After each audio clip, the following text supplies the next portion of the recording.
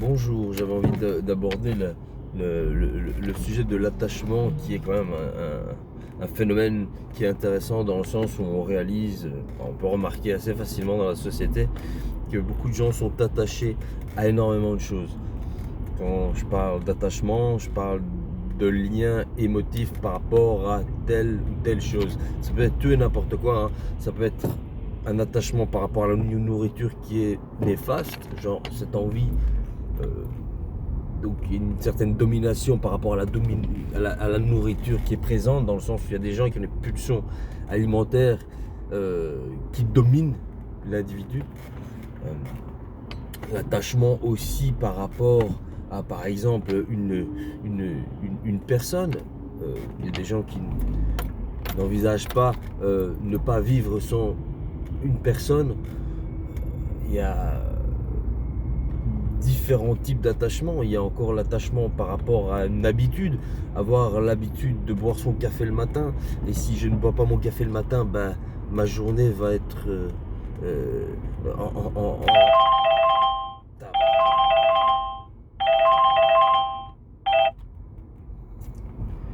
non touch. Donc, par rapport à l'attachement par rapport à une habitude, par exemple, les gens ont cette fâcheuse routine. Je ne dis pas qu'il ne faut pas avoir certaines routines pour je dirais, alimentaire. Il ne faut pas avoir certaines structures dans la vie, parce que c'est nécessaire d'avoir une certaine structure pour avoir certains points de repère, dans le sens qui permet d'aller un peu plus loin, mais il ne faut pas avoir peur non plus de sortir de sa zone de confort, dans le sens où si on voit que la routine dans laquelle on est installé nous bloque quelque part, il faut désamorcer certaines routines. Bref, ça c'était un petit détail, je ne vais pas m'embarquer là-dedans. Mais concernant l'attachement, les habitudes, par exemple, comme je disais, boire son café le matin, et si je ne bois pas mon café le matin, ma journée va en découler par rapport au fait que je n'ai pas bu mon café ce matin, donc je vais être de mauvais poil parce que j'ai pas bu mon café le matin, ou je sais pas, moi j'arrive au travail, tout est prévu dans ma tête d'une certaine façon, j'arrive, paf, il y a un événement qui fait que ça ne se passe pas comme prévu. Donc voilà, l'attachement en soi, ça peut être de l'attachement par rapport à une situation, une habitude, une personne. Ça peut être global à beaucoup de choses, ça peut être en lien avec beaucoup de choses. Et j'insiste là-dessus, c'est à partir du moment où on est dominé par... à partir du moment où on est attaché à quelque chose d'une façon où si on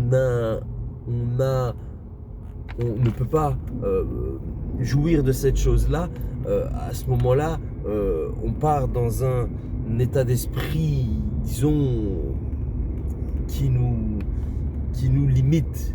Donc si on n'a pas ce qu'on veut quand on veut, ça pourrait nous emmener dans un état d'esprit qui nous nuit. Et il faut faire attention à ça, dans le sens où c'est ça, la flexibilité du cerveau de l'être humain. Il a la capacité d'être plastique, il a une plasticité, le cerveau, qui est remarquable. Et bon, voilà, les neuroscientifiques le savent, hein. Le cerveau a la capacité de s'adapter, et il est malléable. C'est pas quelque chose de figé, c'est quelque chose qui est évolutif, et dans le sens le cerveau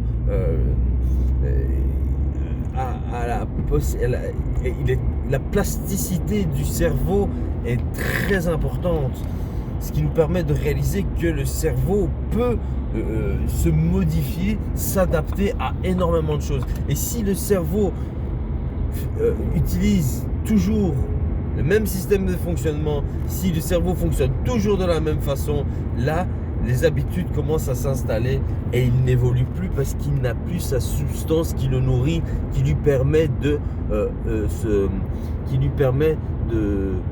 d'évoluer.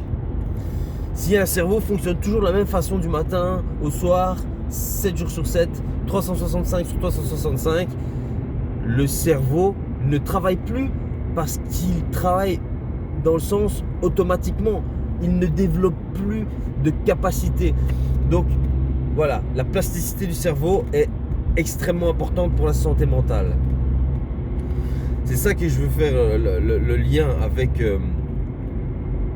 l'attachement. Il ne faut pas être attaché à toutes sortes de choses qui nous retardent, qui nous limitent, qui nous clouent les pieds au sol, qui fait qu'on n'avance pas.